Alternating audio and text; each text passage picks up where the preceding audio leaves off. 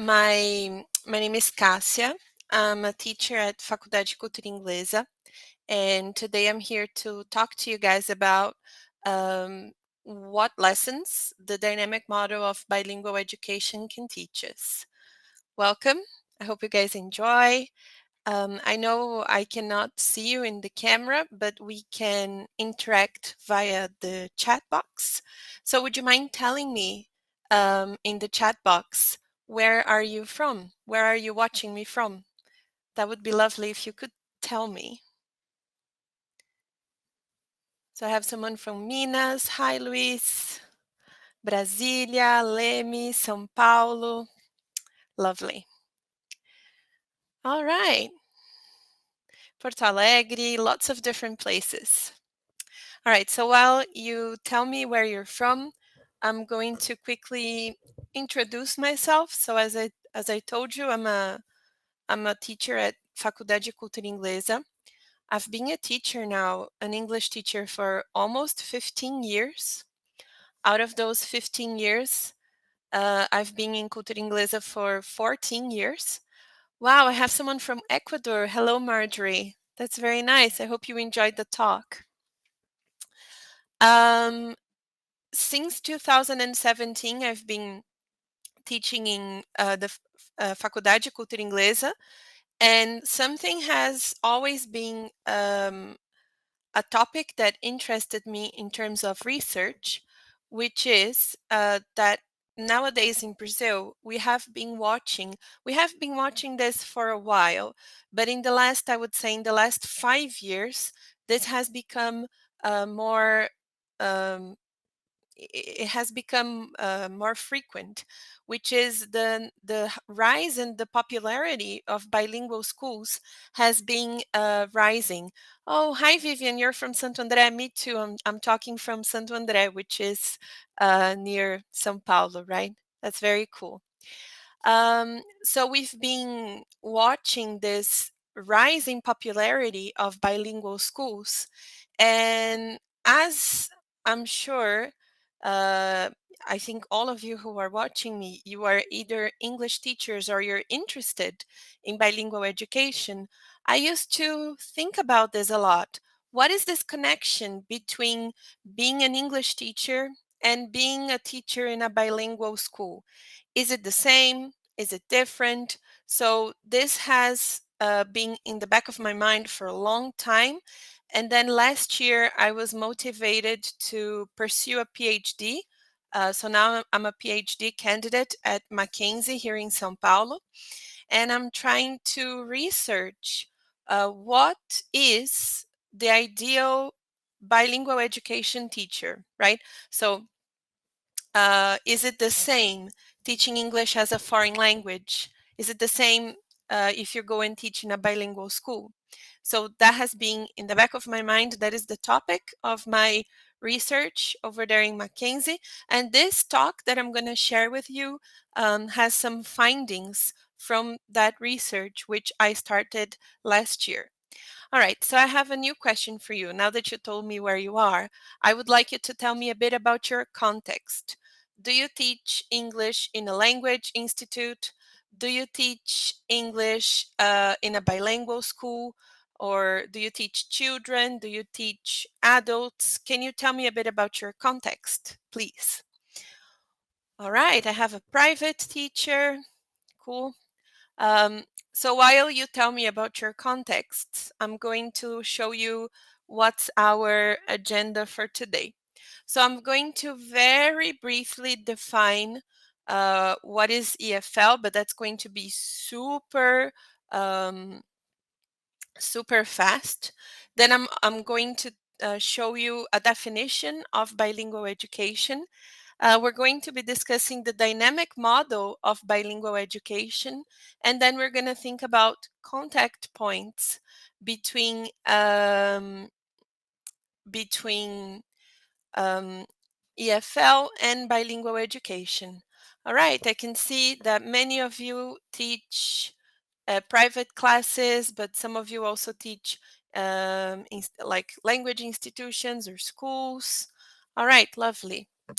So what I understand by EFL And then none of these are not my ideas. So I got these ideas from Canagaraja and from Garcia, who is very a very prominent researcher in bilingual education. So, by the way, I'm going to show you um, my references in the end of this talk, and I'm also going to give you a QR code with the presentation. I'm also going to leave you with my email contact. So if you need any of the references that I share with you today, I will be sharing them with you by the end. All right. Also, yes, and I also love Ofelia Garcia. She's amazing, right? Also, let me tell you that if you have any questions while I'm talking, you can send them in the chat, and then I'll try to answer them. I'll try to answer them during the talk, but then if anything is not addressed during the talk, we can have a question moment in the end. But please feel free to send me your questions in the chat box. So Kanagaraja is going to define the teaching of EFL, so English as a foreign language, as teaching English as an L2 or an additional language.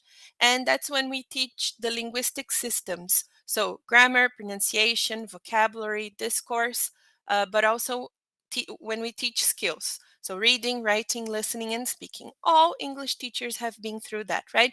Teaching linguistic systems and skills. Kanagaracha is also going to say that many times EFL is emptied of critical thinking.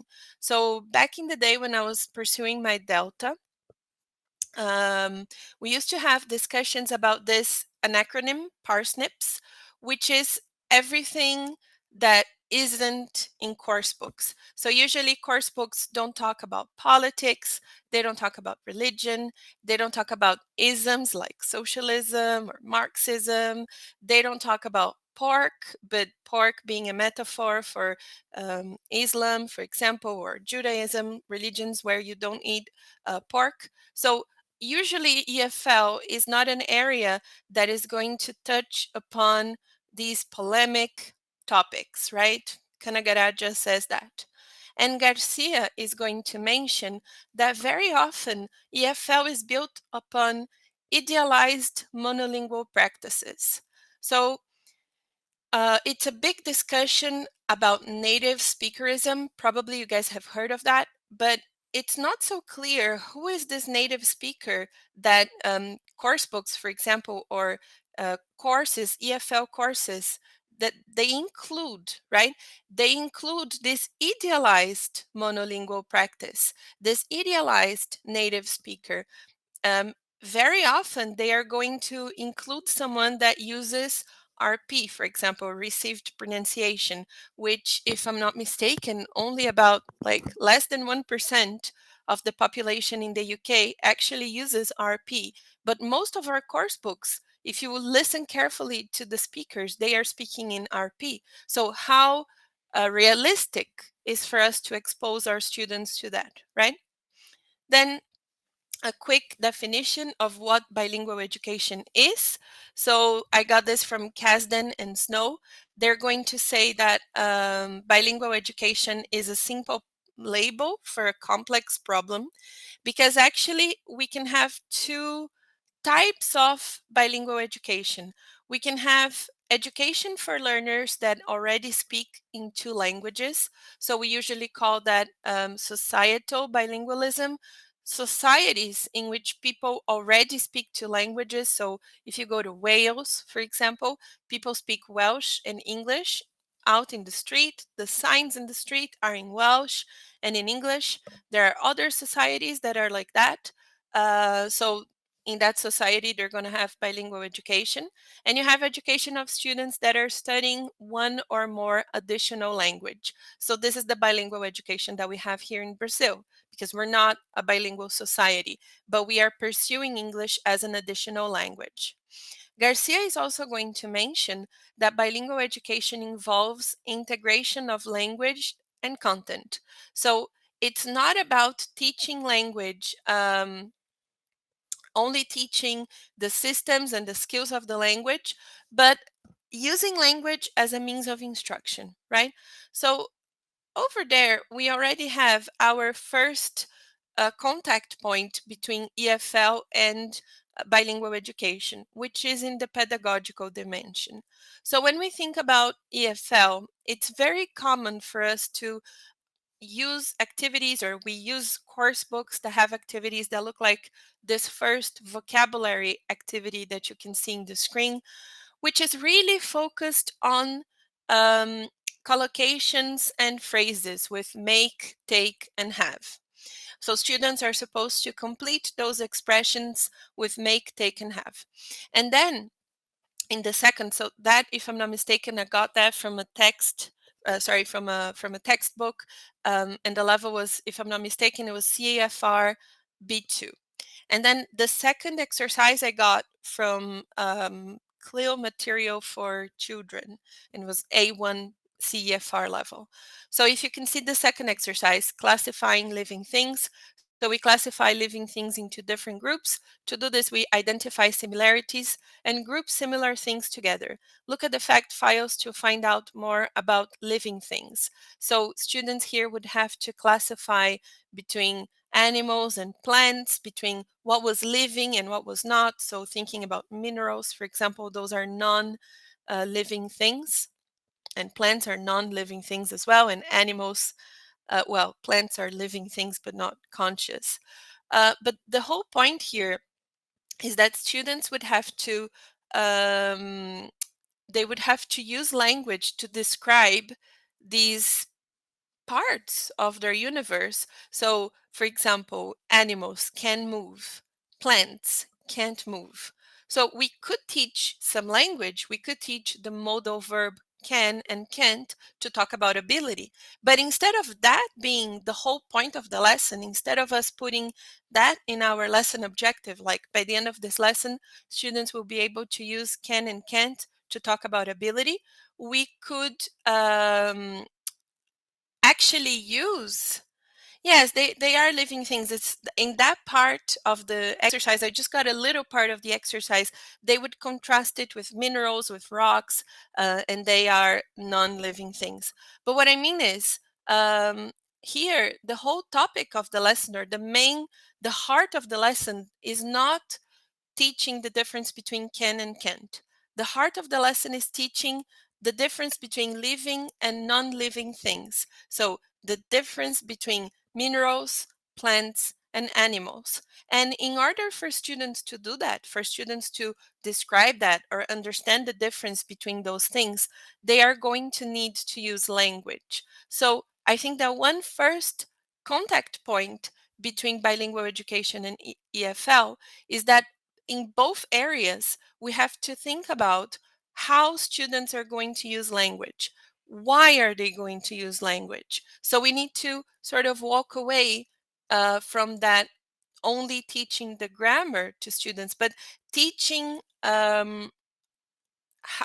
what they can do with that grammar, right? So in a way, when I'm thinking about a pedagogical dimension, bilingual education is really close to, for example, EAP, like teaching English for academic purposes, or CLIO. Probably you've heard of CLIO, which is Content and Language Integrated Learning.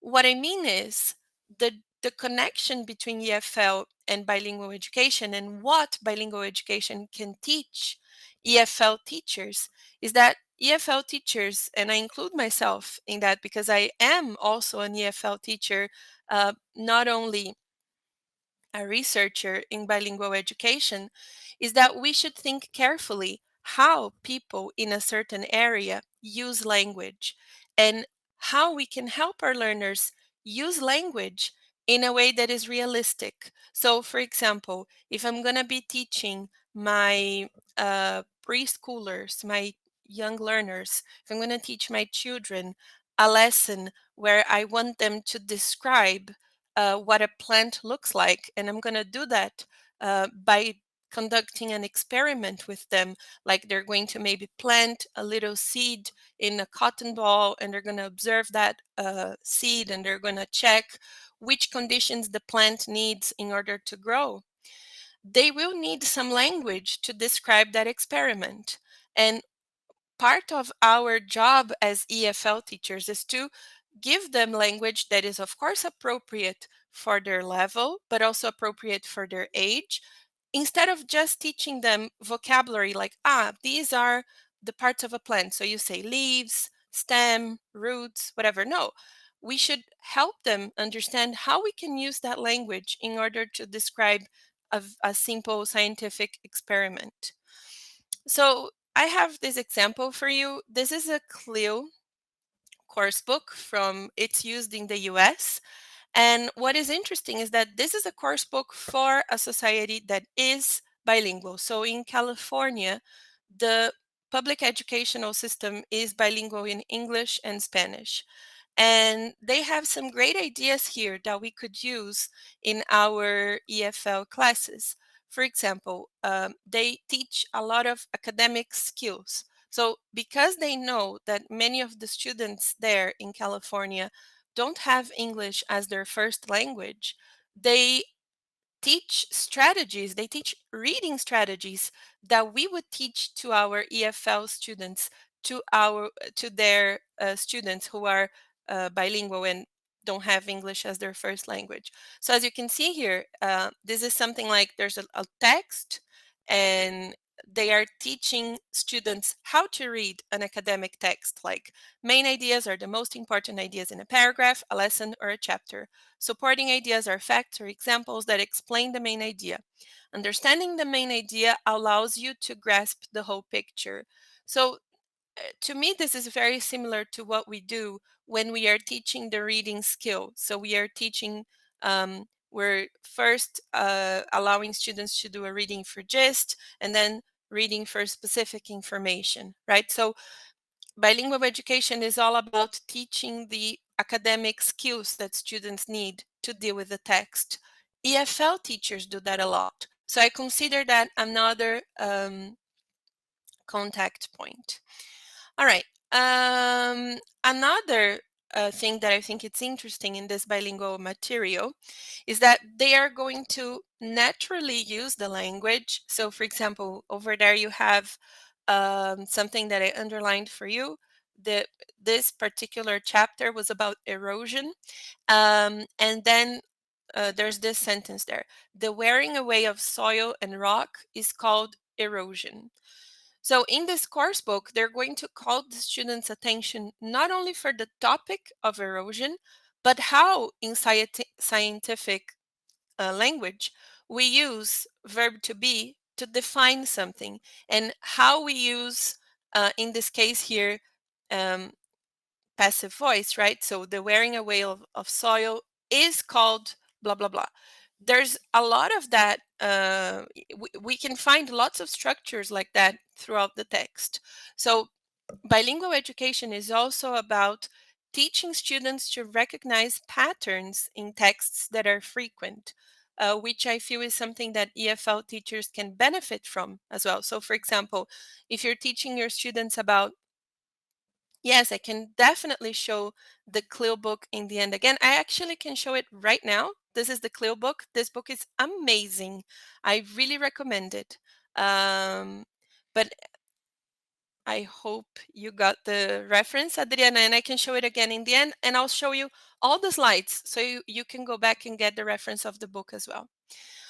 Okay, so I was talking about features of language in texts, right? I feel that EFL teachers can benefit from helping their learners recognize patterns in texts. So, for example, in a narrative text, what is the text like? Exactly, Marinez. It's related to the genre. So, what is that genre like? So, I don't know, you're teaching your students how to write an Instagram caption, for example. So, what does the language look like in an Instagram caption? What kind of language is appropriate for them to use in that genre? This is something that I feel is a point of connection between EFL and bilingual teachers. This close understanding of genres and how language surfaces in different speech genres, right? All right. Uh, Moving forward a bit, um, let's talk a bit about the dynamic model of bilingual education. So this bilingual model the dynamic model of bilingual education is an idea of this wonderful researcher, Ofelia Garcia. If you are interested in bilingual education, if you're starting in bilingual education right now, I cannot recommend this book enough. It's an amazing book and it's accessible in the language. It's not overly academic, complex language. No, it's easy to read and it's enjoyable. And she describes different models of bilingual education. And today we're going to be working with the dynamic model of bilingual education. So, according to Ofelia Garcia, the dynamic model of bilingual education is a model that understands all students as complete wholes and recognizes their bilingual continuum. So, in the past, or I'm not even going to say in the past, but because this idea already exists, still exists, sorry, which is that you are only a true bilingual speaker if you have the same kind of fluency in the 2 or 3 languages that you speak. And what Ofelia Garcia demonstrates is that that is almost impossible. It's almost impossible for any bilingual speaker to have the same skill in 2 languages because we use language in a context. I think I'm an example of that. As I told you, I have been an English teacher for more than 15 years actually. And when I started teaching in university, in Faculdade de Cultura Inglesa, that was the first time that I had to teach in Portuguese because my course there, like the course that we teach, is in fact a bilingual course. Half of the courses are in Portuguese and half of the courses are in English. So when I started teaching Portuguese, it was very hard for me because I had never taught in Portuguese before. I had this weird impulse of giving instructions for my learners in Portuguese. So I was teaching something to them about Brazilian literature, for example, which is one of the curriculars that I sometimes teach. So I was there speaking Portuguese, explaining something about a Brazilian author, and when I had to give them instructions, I felt like saying, okay, so now getting pairs, I wanted to give the instructions in English. And that happened to me because I had never taught in Portuguese before. 2017 was actually the first year that I taught in Portuguese. And that is weird because Portuguese is my mother tongue. So, how come there's this whole area of my professional life that I feel more confident doing in English than in Portuguese, which is teaching? I had never taught in Portuguese before. So when I read that material from Ofelia Garcia, I recognized myself because that's exactly it. No bilingual speaker is um, exactly the same in the linguistic skill that he or she has in the 2 languages that he speaks. That is very complicated and very rare.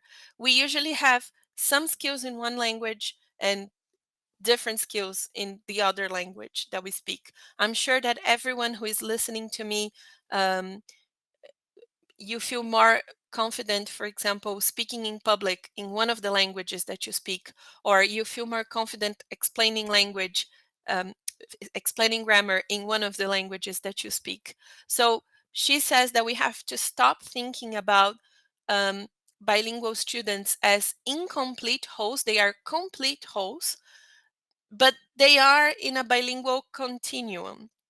So it's like you had all your linguistic skills in a continuum. Let's say in my case, this is Portuguese and this is English. And then I am somewhere in this continuum. And I have some skills in Portuguese, and some of the skills that I have in Portuguese, I also have in English. Some of the skills that I have are different because I am in this bilingual continuum, just like all of my students who are, in fact, bilingual speakers. Um, so the dynamic model understands bilingualism as a right and as a resource, not as a privilege, and promotes transcultural identities. all students use their languages in different cultural contexts, which generates a new hybrid cultural experience. Maybe you see that in the school where you teach, if you teach in a school where most teachers are bilingual speakers, maybe you see that in the staff room in the school where you teach, where you have this mix of Portuguese and English or Spanish and English, because that is a true bilingual context. All right, so how can all of these ideas of the dynamic model of bilingual education, how can they, what can we use as EFL teachers?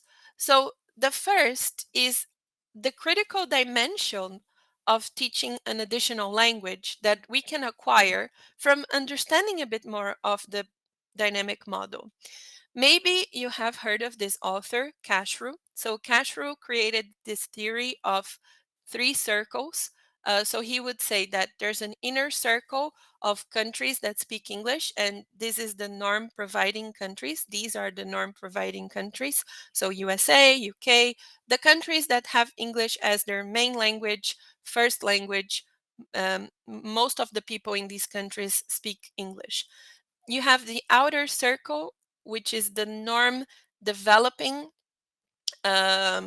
countries. So countries that were mostly colonized by the UK, countries in Asia and Africa that have English as one of their languages, one of their official languages, but not most of the population in that country speaks English. So, for example, India, English is one of the official languages, but only about a quarter of the population actually has access to English, right?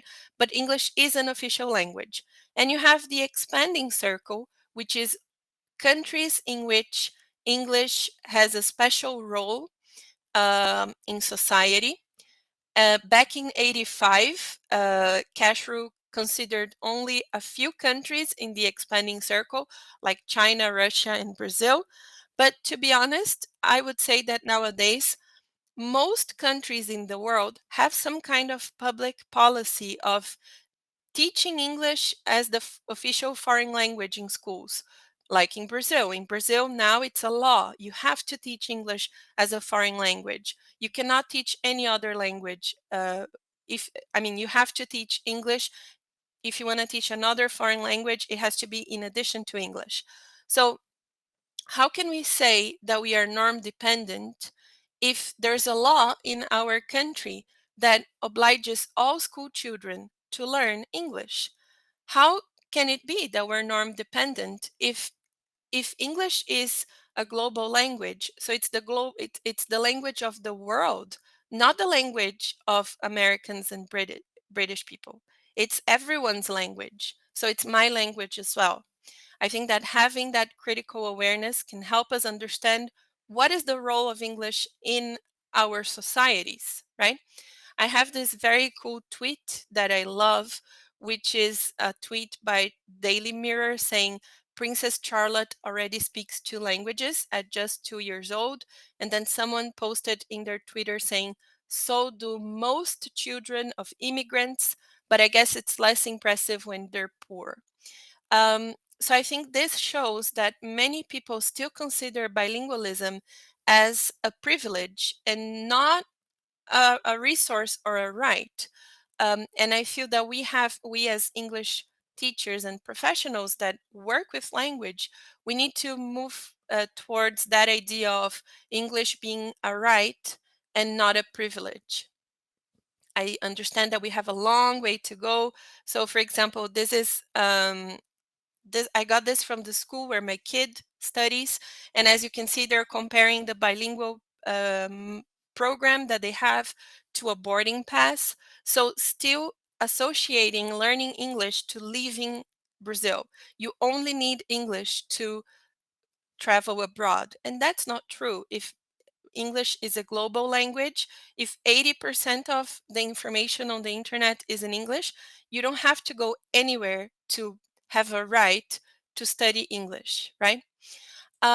Another thing that this dynamic model of bilingual education can help us, I think it's by helping us promote transcultural identities. So I got this example from a course book, which is that a classical unit in a course book that shows London or shows the UK, or some books are going to show the US.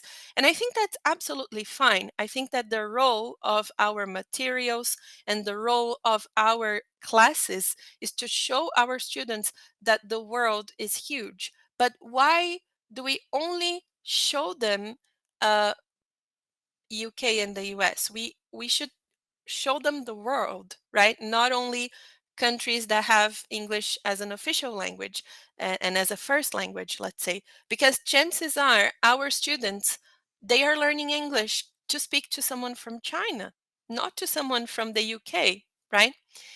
Um, Look at this idea. This is really cool. I got this from a teacher who works in the same language institute that I work, and he created a fashion show with his students, and then he got pictures from the students to describe the clothes that they were wearing.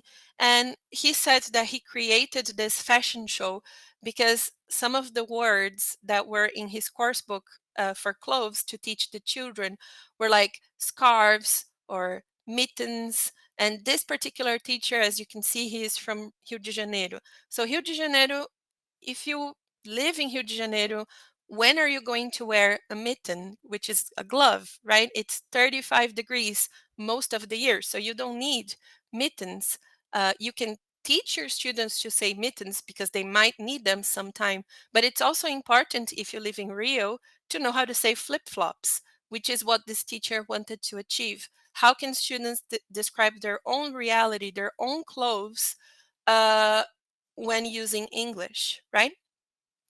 I think also, if you, that was a GIF, but unfortunately I had to use a PDF here, so you can only see Anita doing a funny face and not the GIF. But I'm sure you guys know who she is. So this is Anita, and I think that promoting transcultural identity is also showing our learners successful Brazilians or people from Ecuador, people from Mexico, successful English speakers who are in fact not native speakers. There's a very cool video of Anita when she went to not Jimmy Fallon, that video, that picture is from Jimmy Fallon, but she went to a program in the UK, and the guy asked her a very long and complicated question, and she just said, "I'm sorry, I didn't understand anything you said. Can you repeat your question?" So that's a wonderful skill for us to teach our learners. Not necessarily native speakers are going to be good communicators. Maybe they're going to ask us questions and they're just going to be weird questions. So we need to teach our students to not be ashamed of saying, "I'm sorry, can you repeat your question?" And then the guy repeated the question in a much better way, and then she could answer it. So it was not a problem with her level of English. It was in fact the question that was not a good question.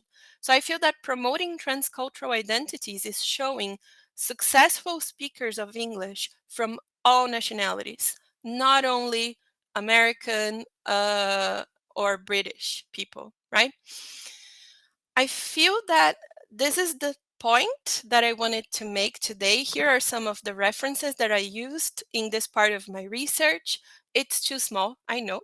So I have here a QR code with access to the slides. If you want to check any of my references, you can get in that QR code. You can also see my contact in the screen. So cassia.venezuela@facultyinglesa.com.br. Also atendimento@facultyinglesa.com.br. That's the contact of the university where I teach. We do offer some post-graduation courses on bilingual education. This term, like the starting in August, we are going to teach a model, a unit on models of bilingual education. So if you guys are interested in learning more about different models of bilingual education, please join us. And I'm also sharing with you my Instagram account, which is at Cássia em Duas Línguas, where I share some of my research on bilingual education. If you guys have any questions, I can answer your questions, but I think so far so good. I think there was just a question with the clue book. And I think that's it, guys. Thank you so much for joining me in this Friday afternoon. I hope you enjoyed it, and I hope to see you in our post-graduation course in Faculdade de Cultura Inglesa. Thank you.